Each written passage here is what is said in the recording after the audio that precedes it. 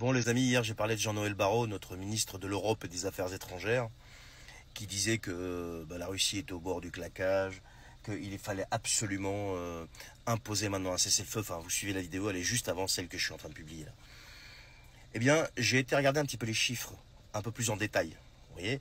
Donc je me suis amusé à faire un petit comparatif BRICS versus zone euro. C'est juste des chiffres, hein. C'est pas mes chiffres à moi, alors je précise, ce sont les chiffres du Fonds monétaire international.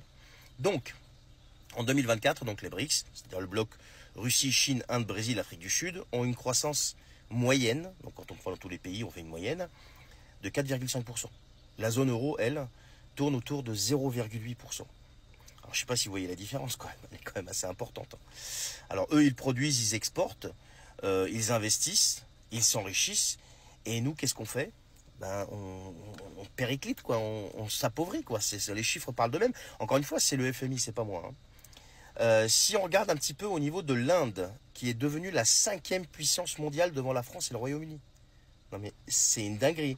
La Chine, elle, développe son commerce avec l'Afrique et l'Amérique latine. Je précise l'Afrique, d'où on s'est fait virer. Grâce à qui? Vous allez voir, rue du Faubourg Saint-Honoré. Voilà, à Paris. La Russie, elle, continue de vendre son gaz et son pétrole aux pays qui ne veulent pas se tirer une bastos économiquement, quoi, tu vois. Et nous, qu'est-ce qu'on fait? On fabrique des lois, des dettes, on signe des accords de libre-échange, on met des règles, des taxes, etc., etc. Donc, vous voyez un petit peu la différence. Donc, Monsieur Barrot est au courant de tout ça, hein, bien sûr. Enfin, je veux dire, tout est accessible et disponible à tout le monde. Et eux, ils ont 150 000 conseillers autour d'eux. Donc, quand ils sortent des énormités pareilles, faut pas hésiter à leur mettre les chiffres dans la figure, juste pour leur expliquer qu'on est loin d'être idiot en fait. On est loin d'être idiot et on sait que tout ça, c'est un petit peu le dernier sursaut de la bête. Je veux dire, celui qui décide aujourd'hui, c'est celui qui est en position de le faire, c'est-à-dire celui qui a la thune, pas celui qui est en train d'agoniser. Or nous, je vous laisse le soin de me dire ce qu'on est en train de faire par rapport à ceux à qui on impose des paquets et des paquets de sanctions et qui continuent, eux, d'en avoir strictement rien à faire de ce qu'on peut dire, penser, et qui continuent à s'enrichir et à grandir dans ce monde où nous on périclite. Allez, sur ce, je vous souhaite une bonne journée, c'était juste une petite précision. Salut. Il y a la canicule en France. Il va faire entre 37 et 40 degrés. Et j'ai vu qu'il y avait des écoles qui fermaient. On a reçu des mails en raison de la canicule. Moi, j'ai un gamin qui est en maternelle, en petite section. En raison de la canicule, vous pouvez, s'il vous plaît, si vous le souhaitez, garder vos enfants à la maison. Et j'ai vu qu'il y avait des écoles qui fermaient en France quand même. On ferme des établissements scolaires parce qu'il fait chaud. C'est pas parce qu'il y a une catastrophe, c'est parce qu'il fait chaud. Il fait juste chaud, c'est tout. Non mais...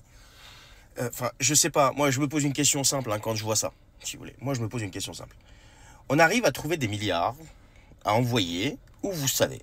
Alors, il y a l'aide publique au développement, il y a aussi un pays de l'Est qui est en conflit avec un autre pays de l'Est à qui on envoie des milliards. Donc ça, on arrive à trouver. Mais climatiser nos établissements scolaires, ça pose un problème. Il n'y a pas de thune pour ça. Et il n'y a pas 1 euro pour... Non mais, c'est un truc, je sais pas. On est dans une inversion de valeur totale. Mais on se préfère, si vous voulez, s'automutiler pour faire plaisir à l'extérieur.